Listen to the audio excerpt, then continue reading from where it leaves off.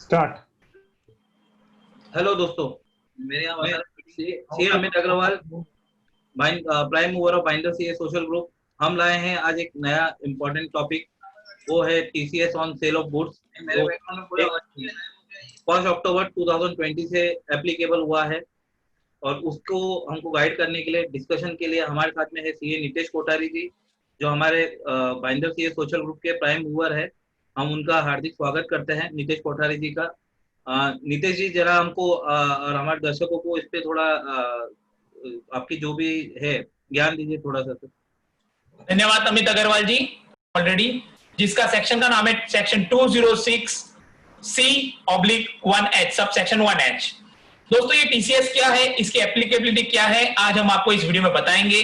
किस किस के ऊपर ये एप्लीकेबल है, कौन से सेलर को इसे चार्ज करना है, यदि आप बायर हो तो आपको क्या ध्यान रखना है, आपसे सेलर कितना टीसीएस चार्ज कर रहे हैं, बराबर चार्ज कर रहे हैं, नहीं कर रहे हैं, इस सब का नॉलेज आपको होना चाहिए।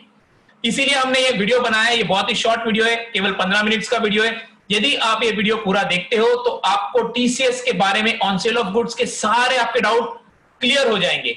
और यही नहीं, आप इसे शेयर कीजिए आपके एसोसिएशंस में, आपके और ट्रेडर्स में भी आप ये शेयर कीजिए, लाइक कीजिए। अब हम स्टार्ट करेंगे आपको TCS on sale of goods का। दोस्तों, एज पर सेक्शन 206C/1H 1/10/2020 से ये सेक्शन एप्लीकेबल है। TCS, tax collected at source, ये किसे इसकी रिक्वायरमेंट है, इसे ये इसका प्रोसीजर किसे फॉलो अप करना है, वो है दोस्तों सेलर ऑफ गुड्स को। केवल सेलर ऑफ गुड्स को, provider of services, seller of services को नहीं। यानी इस टीसीएस का पूरा जो भी प्रोविजंस करने हैं वो सेलर को करने हैं, ना ही बायर को। क्या सारे सेलर को टीसीएस के प्रोविजन करवाने हैं? जी नहीं दोस्तों, केवल उन्हीं सेलर को जिनका लास्ट फाइनेंशियल ईयर में 1/4/2019 से 31 मार्च 2020 का टर्नओवर 10 करोड़ से अधिक था। यानी केवल वही सेलर्स, वही करदाता जिनकी टर्नओवर 10 करोड़ ऊपर है, यानी वो ऑडिट में है, उनके पास अकाउंटेंट्स है, उनको ही अपने बायर से टीसीएस कलेक्ट करना है। क्या उन सेलर को जिनका 10 करोड़ ऊपर है, उनको अपने सारे बायर से टीसीएस कलेक्ट करना है? नहीं दोस्तों, उनको अपने उन्हीं बायर से टीसीएस कलेक्ट करना है जिनको वो 50 लाख के ऊपर सेल कर चुके हैं या 50 लाख के ऊपर अमाउंट रिसीव्ड हो चुकी है। ये एक बहुत क्वेश्चनेबल है कि सेल या अमाउंट रिसीव्ड। दोस्तों, टीसीएस जो है वो अमाउंट रिसीव्ड के ऊपर होता है, ना ही सेल के ऊपर। और 50 लाख के ऊपर यदि आप फाइनेंशियल ईयर 1/4/20 से 31 मार्च 21 इस फाइनेंशियल ईयर में अगर सेलर अपने कोई भी बायर से 50 लाख के ऊपर रिसीव करता है अमाउंट अगेंस्ट सेल कंसीडरेशन, तो उसको उस बायर से पे टीसीएस चार्ज करना है। कैसे चार्ज करना है ये हम आगे और पढ़ेंगे। क्या सारे बायर से उसे चार्ज करना है उस सेलर को? नहीं दोस्तों, इसमें जब सेलर एक्सपोर्ट करता है आउट ऑफ इंडिया, या जब कोई सेलर गवर्नमेंट या स्टेट गवर्नमेंट, सेंट्रल गवर्नमेंट को देता है, तो उनसे टीसीएस चार्ज नहीं होगा। रेट ऑफ टीसीएस क्या है दोस्तों? अगर आपके बायर के पास पैन या आधार कार्ड है तो 1/4/20 से 31 मार्च 21 इस फाइनेंशियल ईयर के लिए रेट रहेगी 0.075%। यदि आपके बायर के पास पैन आधार नहीं है तो 1%, पर यह बहुत कम केस में होगा कि आपका बायर आपसे 50 लाख के ऊपर के गुड्स खरीद रहा है और उसके पास पैन या आधार नहीं है। 1/4/2021 के बाद यह रेट होगी 0.1%, अगर पैन और आधार है आपके बायर के पास। यदि आपके बायर के पास नहीं है तो जैसा पहले था 1%। ये अब जो 0.025% का जो डिफरेंस है वो गवर्नमेंट ने कोरोना काल के करते जो 25% टीडीएस लिमिट पे और टीसीएस पे सब पे डिडक्शन किया है, उस वजह से केवल in financial year, current financial year के लिए 0.075% है। ये एक छोटा सा चार्ट है दोस्तों। हम इस चार्ट के जरिए आपको बताएंगे कि आपको किस तरह से टीसीएस एप्लीकेबल होता है और कितनी अमाउंट पे होता है। दोस्तों, टीसीएस 50 लाख के ऊपर होगा, मतलब 50 लाख तक आपका टीसीएस लायबिलिटी नहीं आएगी।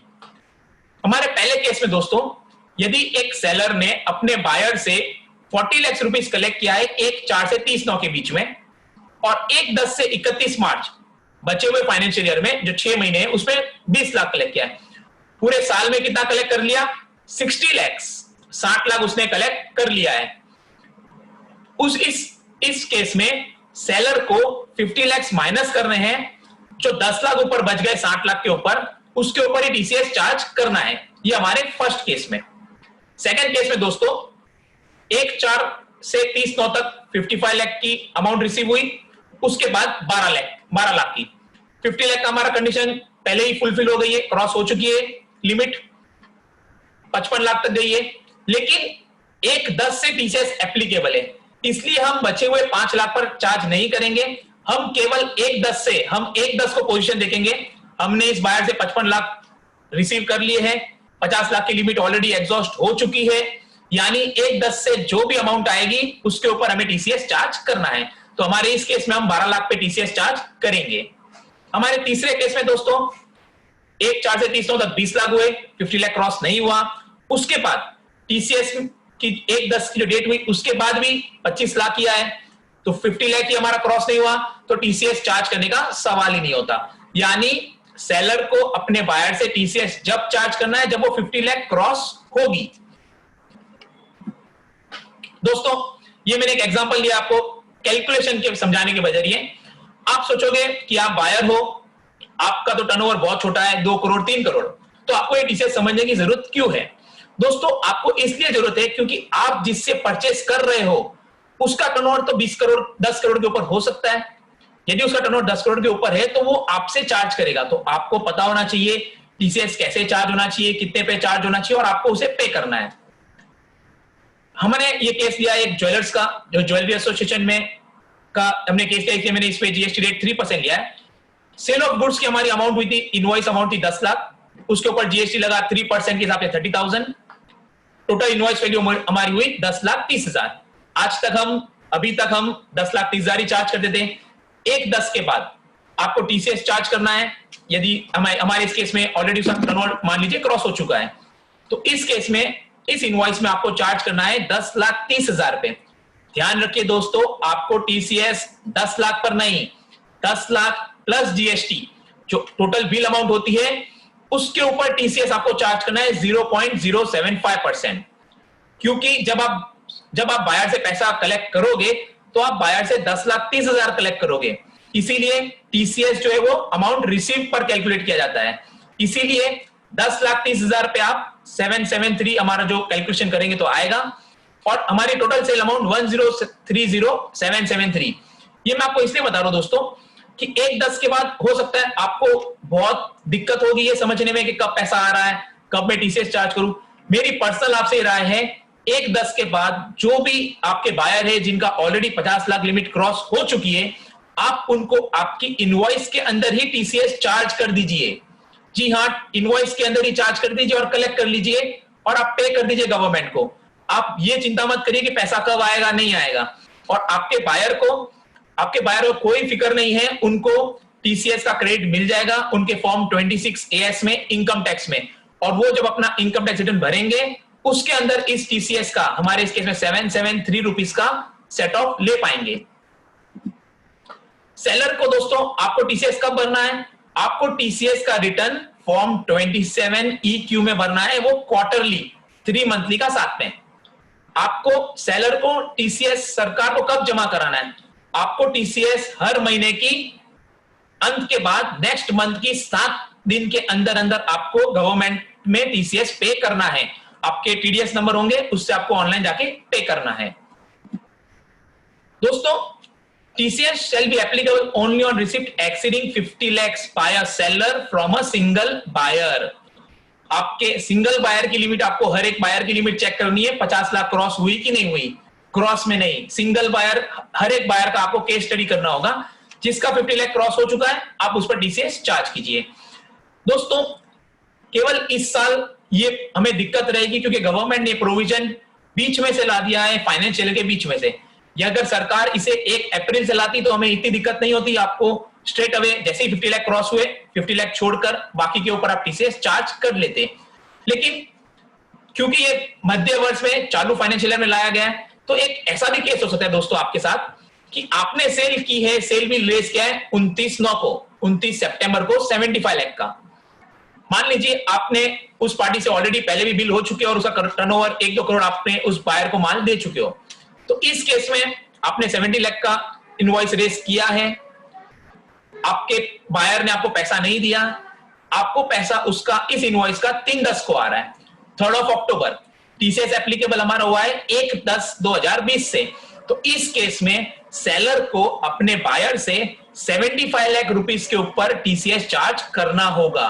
जी हां दोस्तों, करना होगा। आपने सेल कर दी है 29 सितंबर को, लेकिन 1/10 के बाद आपको पेमेंट आया है।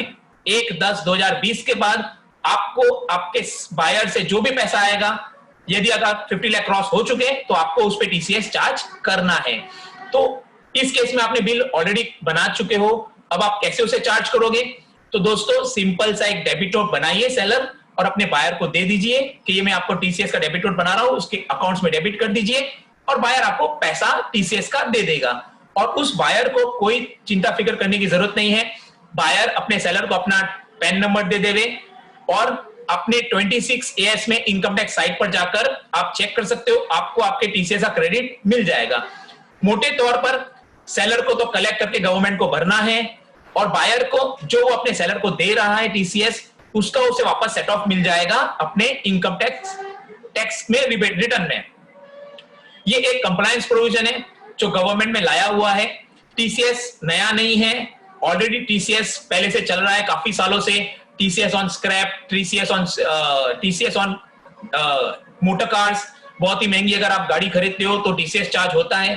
तो ये जो प्रोविजन आया है इसमें थोड़ी दिक्कत होगी।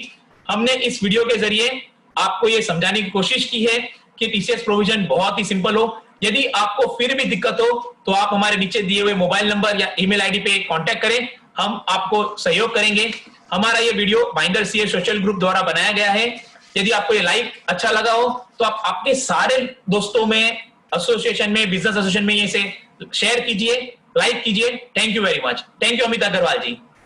थैंक यू नितेश जी, आपका वैल्यूएबल समय देने के लिए हम तहे दिल से आपका धन्यवाद करते हैं। और धन्यवाद। हमको उम्मीद है कि इससे आपकी बहुत सारे क्वेरीज, डाउट क्लियर होंगे, जिससे आप आपके सब प्रॉब्लम सॉल्व कर पाएंगे। इसके साथ हम अलविदा लेते हैं। धन्यवाद। धन्यवाद दोस्तों।